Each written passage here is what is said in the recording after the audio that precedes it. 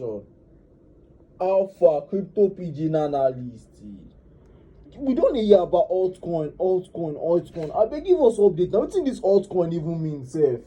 What's up, my people? How on a day? I don't need to prolong matter. You know wetin this channel dey for now, for education and to make money.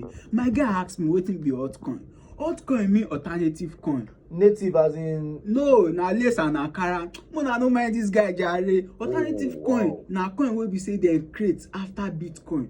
Coin wey dey after dem create Bitcoin na dem we dey call altcoin, or you fit call am full alternative coin. wow. So wetin be all this alternative coin? All this alternative coin na Ethereum, Binance. So now see, we get like 10,000 to 12,000 alternative coin wey dey for this crypto space. But that one no mean say because you dey hear this one, you dey hear some, make you go dey buy am. No, you go need do your own research.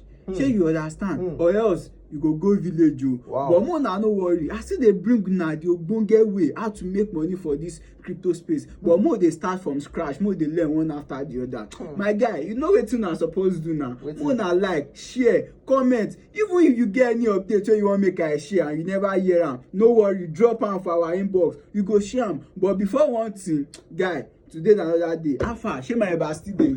Which eba analyst? I don chop am o. Why you go chop my eba? Why you go chop